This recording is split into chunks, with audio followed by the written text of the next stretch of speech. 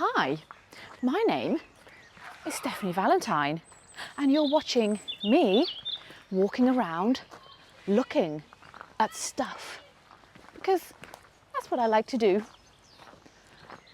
Okay, so we've got this map here, Great British Folklore and Superstition map. It's falling apart because I've opened it up quite a few times, so I'm not going to bother with that bit.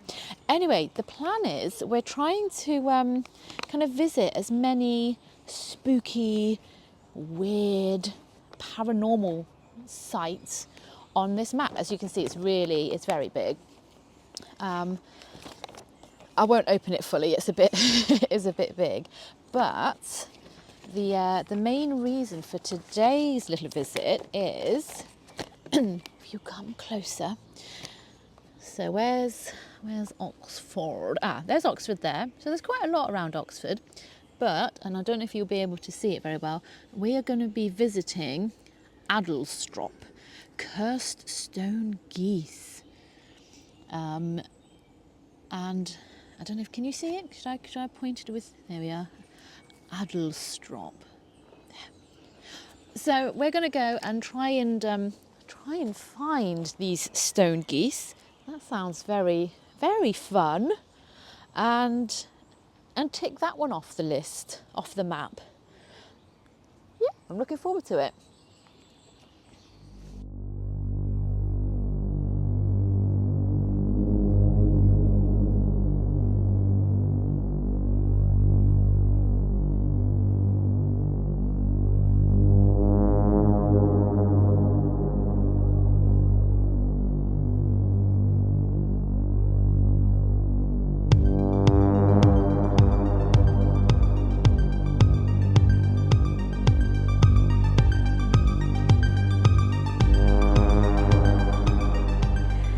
So we decided to make a day of it. So on our way to Adlestrop, we decided to see if there were any nearby National Trust properties because we love a National Trust property. Like that's the sort of thing I love doing. I love looking at old manor houses and old buildings with gorgeous grounds and gardens. So we're here at Charlecote Park. We thought we'd just kind of stop off, have a quick little wander, have a cup of tea because that's essential. We couldn't go in the house. There were no more tickets, unfortunately. But it's really lovely. I mean, like, look at the river. And there's deer over there. It's so lush. So we're having a great time just wandering around, looking at stuff. Because that's what I like doing. So here's the house, here's the Charlecote Park house that we were not able to go into today because, yeah, too many people, tickets were sold out. Not that you had to pay, but to go into the house you needed timed tickets and they were all gone because it's half term. I forgot it's half term. Oh well, one day we will make it into the house. Because we came here a few years ago during lockdown when they started opening things up again, but you could only visit the grounds and stuff. So we came and we walked around the grounds and it was really lovely. We did that twice. Came back, still didn't manage to get into the house. Oh well, like I said, one day. It's been lovely though. We've had a look around the grounds and we've been into the laundry room and the kitchen, so it's been good.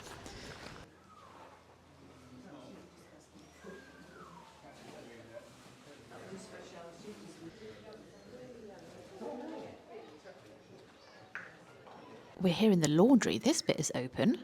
And to be honest, I find the servants' quarters, rooms like this, a lot more interesting than the big grand rooms. They're fascinating, but I always prefer learning about normal people and the working class and how they lived and what they had to do. That's always infinitely more interesting for me. So this is the laundry room. This is apparently the wet room where they would have done the wet part of the laundry. And they've got info here. Where is it? Here we go. Wet laundry for washing, whilst the drying and ironing took place in the dry laundry, which is directly above where you are now. This is the weekly wash. This is what they had to do just to keep up with the laundry. So Monday was steeping, Tuesday washing, Wednesday folding and starching, Thursday ironing, and Friday airing. Do you know what? I feel like it hasn't changed that much. I feel like I'm constantly doing laundry. I feel like I'm constantly sorting through the clothes and folding them up, and then like a ginormous pile of ironing. No matter how much ironing I do, somehow a ginormous pile still exists. So I feel like that hasn't changed too much. Mary's hints and tips. There we go. So we've got this first little bit, and then we can go, oh, that's lovely. Nice view from the windows. Through here. Ooh, there's Mark doing some filming of his own there. Wow. Ooh, this is a really lovely big room. Look at that.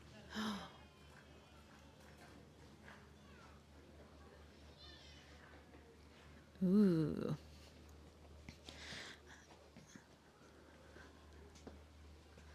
So these are obviously like the barrels that they used to do all the washing in, I guess. I'm presuming. I don't know for certain. It's a very cool room. Let's have a quick look in here in the carriage collection. Coach house. Ooh. I love old carriages and old coaches like this. So this one is, this was the family's principal closed carriage.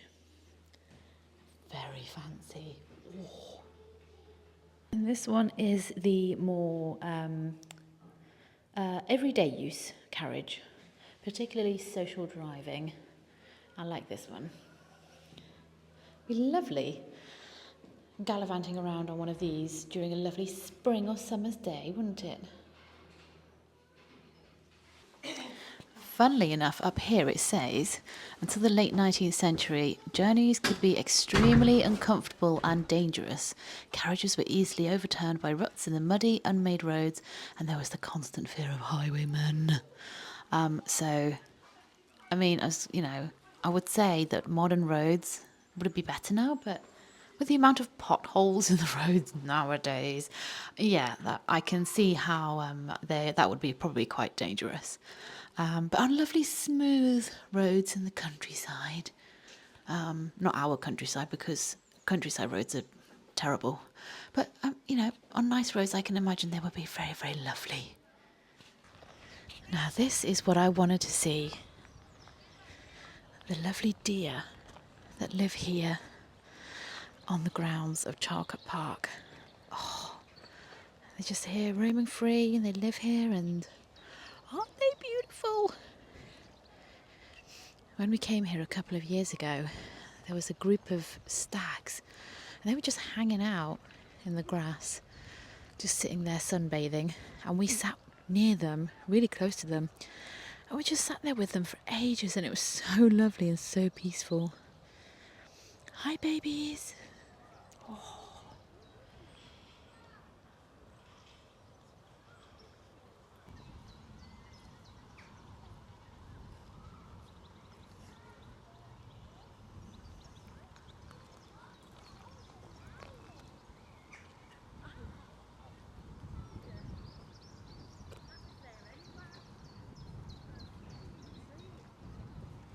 How cute is this little cafe? Oh, having a little tea break. Tea and cake. Just enjoying a little cuppa before we go on our way. I had a fly fall into my tea. It was quite spectacular. It just seemed to like dive bomb into it. So, I've got a bit extra flavour. But this cafe is so lovely, and we're sat outside here on one of these tables. It's so nice. There's the house over there. Gorgeous. Mark's just had to stop because this sweet little baby, he was at the side of the road and he was in danger of like running out into the road. So look at him, oh my gosh, just like rolling over for belly rubs. That's so sweet. I'm assuming he lives in that house, but he was hanging around outside on, here's the road here, on the way to Adlestrop. How sweet is this baby?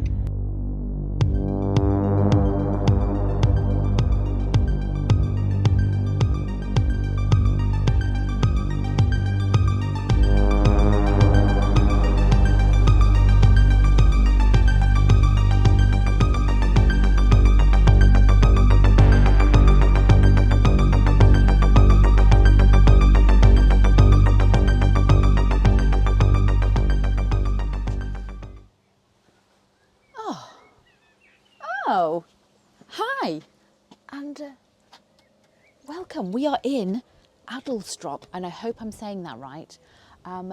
Look at this charming little post office, and I don't know what you would call it, like a little local shop. And it's only open like a few hours a day. It's old. It's run by Angela Price, who is the third generation to have this unique opportunity. So it's obviously something that's been passed down through the family. I mean, you can tell it's a really old building. Beautiful, beautiful. So we are here in Adlestrop to find these famous stone geese. I say famous. There isn't actually much. There isn't much information about these stone geese, so I don't actually know where to find them. I know it's on a hill, but I'm not quite sure where, because there isn't really much information online through my research. So we're going to have a little wander, look at stuff. Oh, try not to get ran over. These amazing cottages. Oh my goodness, like dream home. Oh, I want a cottage like this with all these beautiful flowers and plants in front of them. Oh, stunning. Look at the roses. Disgustingly gorgeous. So we're here in Adlestrop. Adlestrop, it's a tiny wee little village in the Cotswolds, and it's on the border between Oxfordshire and Gloucestershire. I have just stumbled across this. This is the site of the tap, which was the source of fresh water for residents living in the lower end of the street until the 1950s. Look at that. I love that they've kept that piece of history here. I love things like that. That is an jeffing flag, that. That's a good flag. Yes, Wales. Adlestrop is also quite famous because famed author Jane Austen, she had family here. So she used to come here quite regularly to see them. And I did read that Adlestrop House, which is just over there, I think, it was the inspiration for Mansfield Park. We're trying to find these geese, and we're not having much luck yet. Somebody pointed us in this direction for Adlestrop Hill. Oh, we're going down a hill. We're going down a hill, well, a little slope. So I don't know if this is the right direction. I don't really want to go yomping about for ages, just for it to be the wrong direction. So,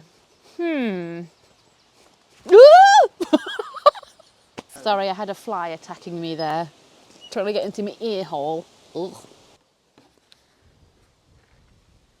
This beautiful church here is St. Mary Magdalene Church. This was originally 13th century, but then it was rebuilt in the 1750s, and then in the mid-1800s they restored it even more. So I don't know how much of it is like original 13th century, probably not a lot. Most of it is probably kind of, yeah, 19th century, but still it's beautiful. And look what they've got. They've got this big cross-shaped topiary. I like that. Yeah, it's a beautiful old church.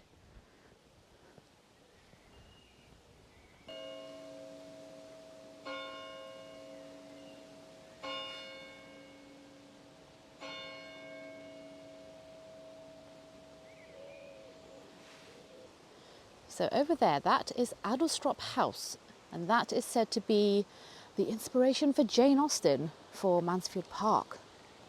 It's a beautiful old house. And you've got some gorgeous old buildings here. Oh, and then we have this rogue. Have we had any luck locating these stone geese? No. Potentially I might know where it is. Unfortunately it's getting a bit late, so there may be a part 2 to this video where we actually go and find these stone geese, but I might as well tell you the legend that is associated with them. So one day, date unknown, many years ago, there was a woman who was taking her geese to pasture, and she comes across an old woman. Now this woman, she wants to buy one of her geese, and the goose lady, I shall call her so we can differentiate between the two women. The goose lady, she was like, no, they're my geese, you're not having one. And the old lady, she was not pleased. She did rather a mean thing. She cursed the flock and she turned all the geese to stone, which I think is rather mean, because the geese, they didn't do anything wrong. Curse the woman if you really want to. So these poor geese, they were turned to stone and kind of left on the hillside somewhere. And that was their fate, these poor little geese. And yeah, unfortunately, because there isn't a lot of information about them, I haven't been able to locate them. We've kind of wandered around the village. Apparently the hill, sorry, it's quite windy now. The hill is kind of somewhere else. So we might have to drive to it and then walk. So that may be a part 2. Anyway, well, thank you for coming along with us on this fine day. It's been really good fun. I've really enjoyed it. We have, we've gone to a National Trust place. We've walked around. I've looked at stuff. I had a nice cup of tea and a flapjack. We came to this gorgeous village that I'd never heard of before. Wandered around, looked at stuff. Didn't find the stone geese, but that's okay. They will continue living wherever they're currently living. And one day I will find them. And yeah, it's just been a really lovely day. So I hope you've enjoyed spending this time with me. I'm just going to head back to the post office because it's so cute. And thank you for watching. Like the video, comment if you would like to see me actually find these stones, and subscribe to the channel if you haven't already. And until next time, toodle pip.